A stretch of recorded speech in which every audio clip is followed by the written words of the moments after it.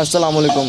So guys, अगर मुर्गा सुस्त रहता है, थोड़ी देर में जाके धूप में खड़ा हो जाता है, वो दाना भी नहीं खाता, ऐसे लगता है जैसे वो बीमार होता है, तो ऐसे मुर्गे का इलाज क्या करना है, यही हम आज की इस वीडियो में आपको बताने वाले हैं। So hi guys, this is Waseem and Qaiser. So let's go to Waseel mobile latest video. अस्सलाम वालेकुम जी। अच्छा जी, जैसा कि भाई ने कहा कि अगर मुर्गा सुस्त है या सुस्त रवि का शिकार है या दाना नहीं खा रहा या पोट जाम कर रहा है, रोक रहा है, या उसे सर्दी लगती है, धूप में जाके खड़ा होता है या पर अपने यानी कि धूप में जाता है तो पर फेंक जाता है अपने, और इसका क्या हल है, क्या वजूहत है, कैसे हमें पता लगेगा कि ये बीमार है या सुस्त क्यों है, इसका क्या हल है, क्या करना चाहिए हमें सबसे पहले जब मौसम तब्दील हो रहा हो तो हमने सबसे पहले इन्हें ओस या तरेल, पंजाबी में हम कहते हैं तरेल, शबनम भी कहते हैं उर्दू में,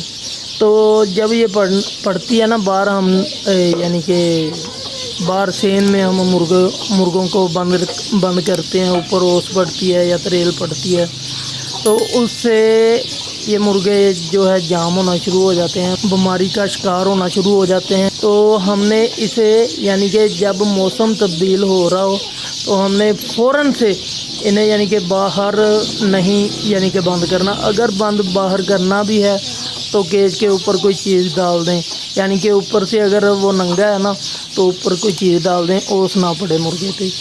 एक तो उसका वजूद जकड़ा नहीं जाएगा, सेट रहेगा, दूसरा बीमारी से बचा रहेगा।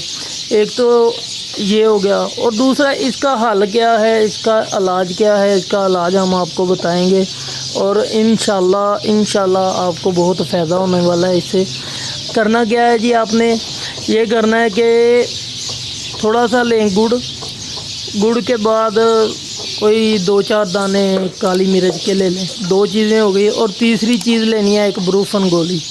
ये आपने तीनों चीज़ों को ना कूट लेना है, अच्छे तरीके से कूट के मिक्स करें, अच्छे से मिक्स करके यानी कि गोली सी इतनी सारी बना के ना थोड़ी सी गोली वो मुर्गे को खिलाएं। आज खिलावें, कल को फिर खिलावें इंशाल्लाह।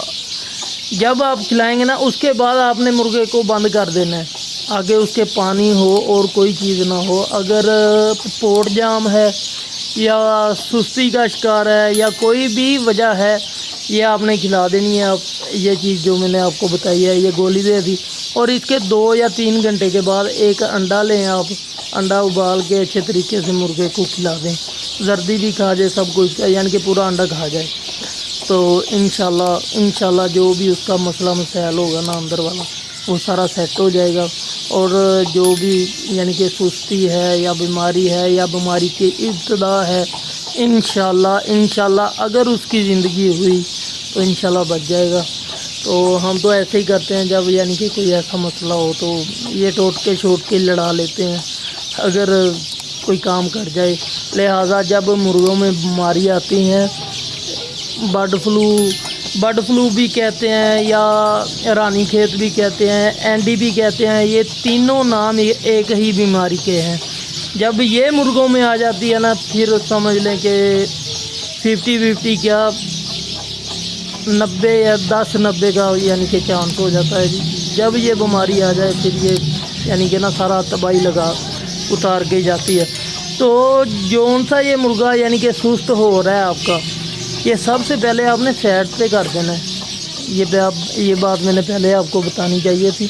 सबसे पहले मुर्गे को आपने सेट पे कर देना है, यानी कि जो उनसे दूसरे मुर्गे हैं या चूज़े हैं या मुर्गियां हैं उन्हें साइड पे कर दें, इसे अलहदा कर दें, ताकि इसमें जो बीमारी आ रही है या जो भी मसला आ रहा है उनमें ना चला जाए।